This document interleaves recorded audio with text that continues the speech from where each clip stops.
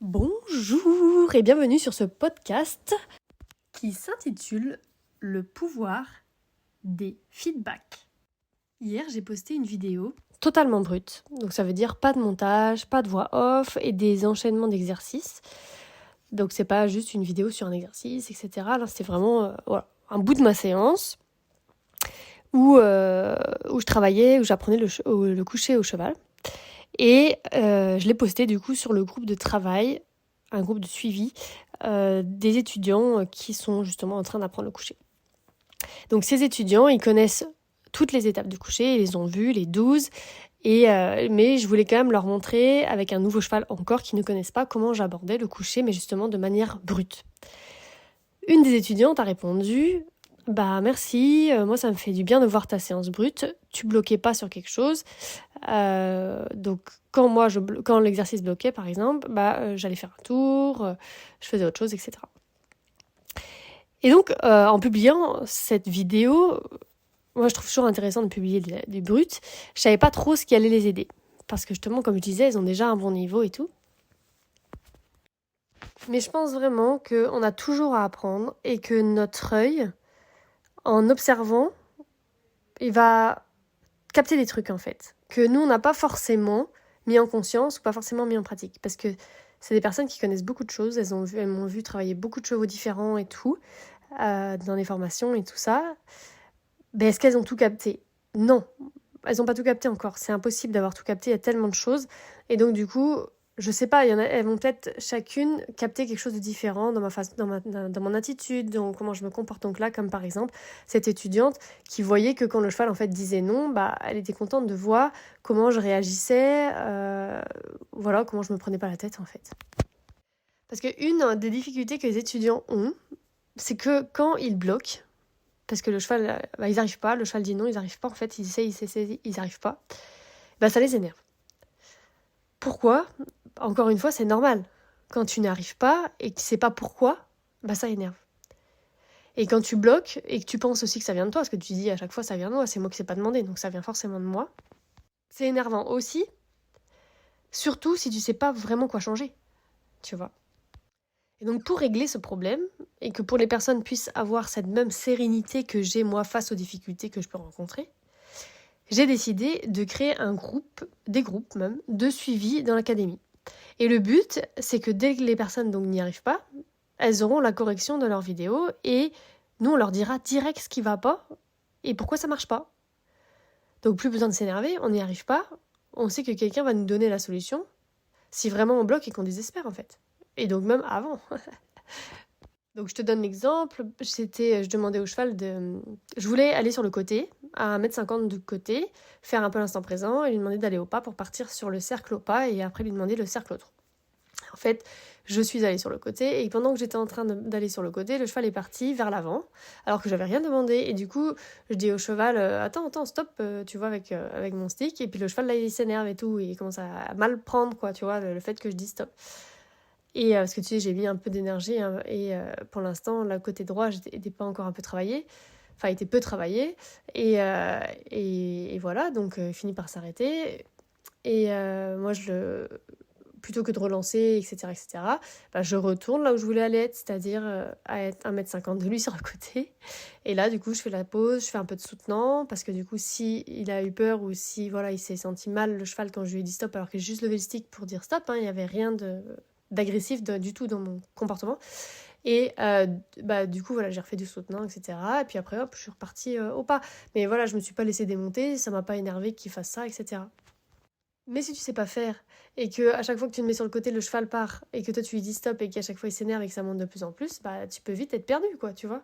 Si tu sais pas que le soutenant existe, que tu sais pas exactement quand poser des oui et de la disharmonie, c'est compliqué, hein, vite. Il y a un autre truc aussi que j'ai remarqué, c'est les gens qui font des formations, donc ils peuvent aussi prendre la formation académie en autonomie, hein, s'ils ont envie, les gens, mais quand ils ont zéro suivi, ce que j'ai remarqué après quand je les vois, quand je les rencontre, c'est que ils essayent pas en fait. Ceux qui voient que oula ça a l'air un peu compliqué, oula ça je sais pas, et ils essayent pas. Donc elles se disent oh c'est pas abordable ça pour moi, j'essaye pas. Alors oui il y a pas de frustration, il y a pas d'énervement, mais du coup il y a pas de sortie de zone de confort ni de progrès comme ça non plus quoi. Donc maintenant, j'ai vraiment décidé que dans l'académie, il y aurait donc les formations qu'il y a, donc la formation partie 1, partie 2, partie 3, les approfondissements, etc., les différentes formations que tu peux acheter et du coup étudier par toi-même. Donc c'est hyper aussi intéressant de tester des choses par soi-même, etc. Mais par contre, dès qu'on commence à être bloqué, qu'on commence à avoir de la frustration, qu'on manque un peu d'inspiration, on se dit je sais pas trop comment construire mes séances, qu'est-ce que je fais dans le mois, etc. Voilà, qu'on est un peu perdu. Et ben il y aura la possibilité d'intégrer justement ces groupes de suivi avec des défis réguliers selon le niveau, qui seront corrigés aussi chaque semaine ou chaque 2 semaines selon ce que vous allez choisir. Et ce sera sous forme d'abonnement, c'est-à-dire que moi par exemple, j'aime bien travailler par moi-même, essayer des trucs et tout, et dès que je bloque, demander des feedbacks. Et je veux pas avoir des feedbacks chaque mois forcément.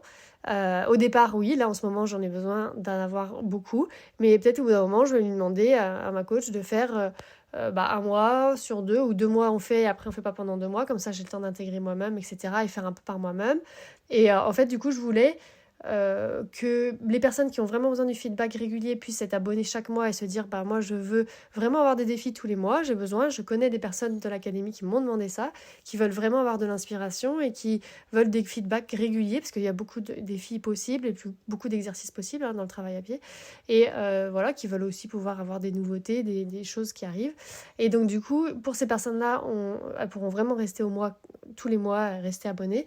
Et pour les autres personnes qui sont un peu plus de mon style, à avoir des périodes de travail plus intenses et d'autres moins, et du coup pourront par exemple se dire allez, septembre, octobre, novembre je prends l'abonnement et après j'arrête pendant décembre, janvier, puis après je reprends en février, etc.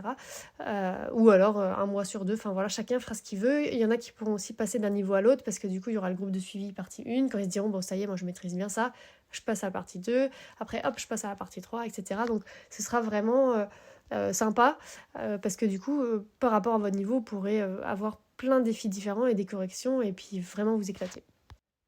Donc c'est vraiment super, mais à chaque chose super, il y a forcément quelque chose de moins super. Il y a toujours un équilibre et ce qui est moins super, c'est que du coup, moi ce que je veux vraiment, c'est garder une école, donc l'académie, une école assez familiale et je veux pas d'une usine. C'est important pour moi. Donc toute seule, je pouvais pas prendre plus de 50 étudiants. Là, maintenant qu'on est 2, on va pouvoir prendre une centaine, mais ça ne va pas dépasser une centaine.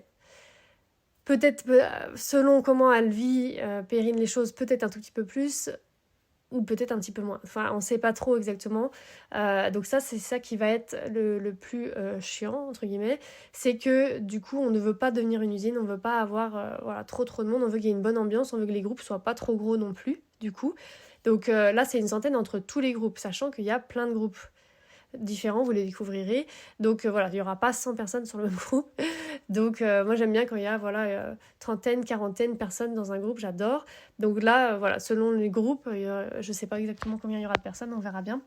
Donc ça c'est le côté un peu moins cool, c'est qu'on ne pourra pas prendre tout le monde. Voilà, donc c'est comme ça. Après, c'est pas grave parce qu'il y a des personnes qui, comme je disais, qui s'abonnent, qui se désabonnent et qui vont se réabonner plus tard. Et du coup, quand ils vont se désabonner, il y aura une place et les personnes qui attendent pourront avoir. Il y aura peut-être une liste d'attente. Mais voilà, dans mes stages, c'était pareil. Il y avait une liste d'attente de 3-4 personnes qui attendaient à chaque fois.